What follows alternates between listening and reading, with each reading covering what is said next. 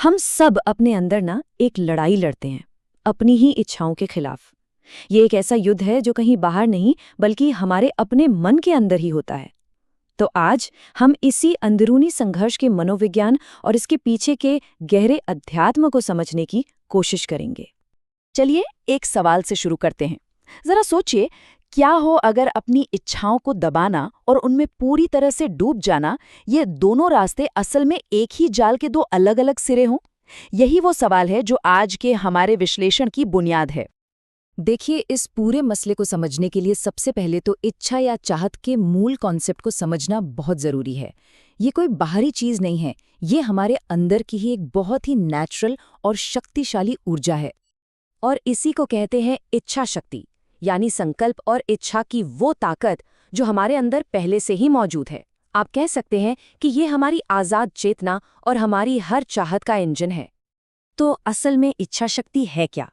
सीधे शब्दों में कहें तो ये मैं या अहम की चाहत है।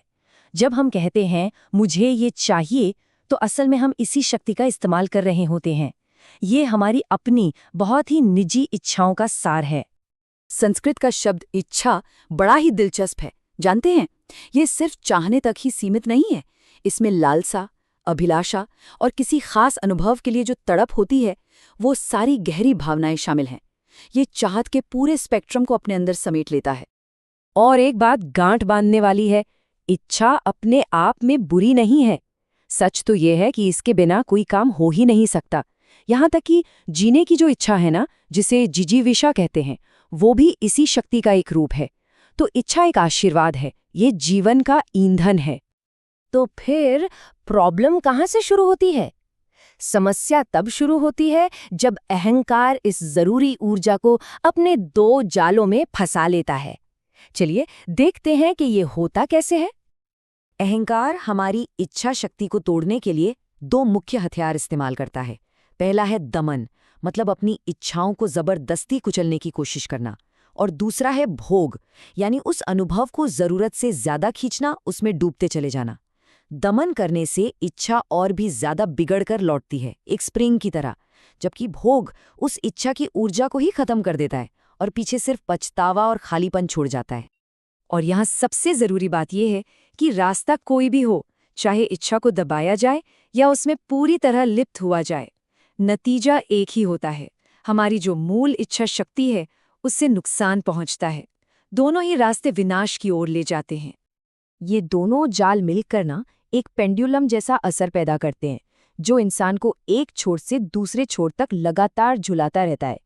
चलिए इस खतरनाक चक्र को थोड़ा और समझते हैं।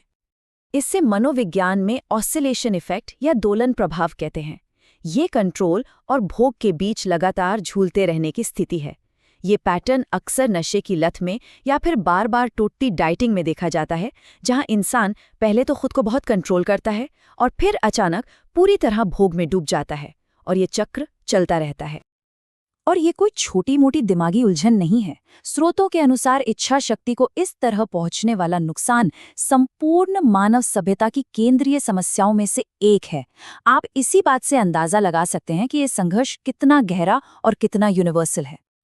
अगर हम आध्यात्मिक नजरिए से देखें तो ये जो ऑसिलेशन इफेक्ट है, ये माया के बंधन का एक बहुत बड़ा रूप है। ये चक्र न सिर्फ इंसान को फंसाता है, बल्कि उसके चक्र सिस्टम और कुंडलिनी जैसी जो आंतरिक ऊर्जाएं हैं, उनको भी पूरी तरह से अस्थिर कर देता है। ऐसे में मन की शांति तो लगभग नामुमकिन हो जाती है।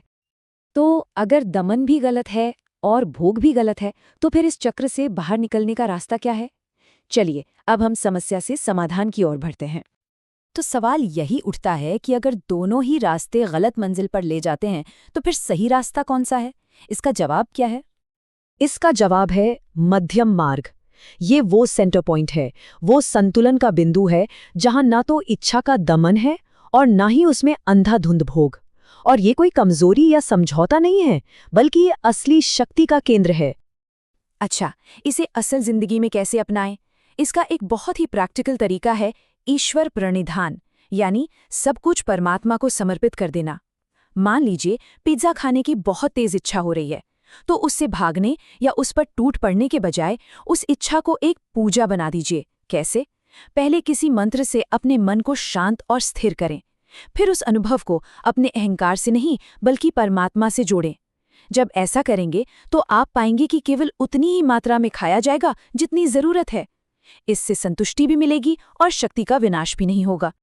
इस पूरे अभ्यास का लक्ष्य इच्छाओं को खत्म करना बिल्कुल नहीं है, बल्कि समभाव के उस बिंदु को खोजना है जहां इच्छाएं तो मौजूद हैं, पर उनका हम पर कोई जोर नहीं चलता, कोई अधिकार नहीं रहता, जहां हम इच्छाओं के मालिक बनते हैं, गुलाम नहीं।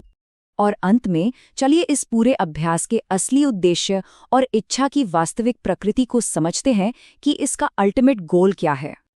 इस पूरे विश्लेषण का जो सबसे महत्वपूर्ण सार है वो ये है कि मानव जीवन अपनी इच्छाओं को मारने के लिए नहीं है। नहीं, इसका उद्देश्य है अपनी इच्छाओं को दिव्यता में बदलना। ये विनाश का नहीं बल्कि रूपांतरण यानी ट्रांसफॉर्मेशन का मार्ग है। और जब ये मध्यम मार्ग मिल जाता है और इच्छाएं बदलने लगती हैं, तो इसका इनाम क्या है? इसका इनाम है आनंद, एक ऐसी गहरी और स्थायी खुशी जो बाहरी चीजों पर निर्भर नहीं करती, और स्थित प्रज्ञ यानी ज्ञान की वो स्थिर अवस्था जहां मन किसी भी तूफान में शांत और टिका रहता है। और जाते जाते एक विचार छोड़कर जाता हूं। क्या हो अगर किसी की सबसे बड़ी इच्छा, जिसे वो अब तक अपनी कमजोरी समझ रहा था, वही असल में उसके जीवन के सबसे ऊंचे उद्देश्य का ईंधन बन जाए। शायद हमारी इच्छाएं दुश्मन नहीं बल्कि एक छिपी हुई दोस्त हैं, जिन्हें बस सही दिशा देने की जरूरत है।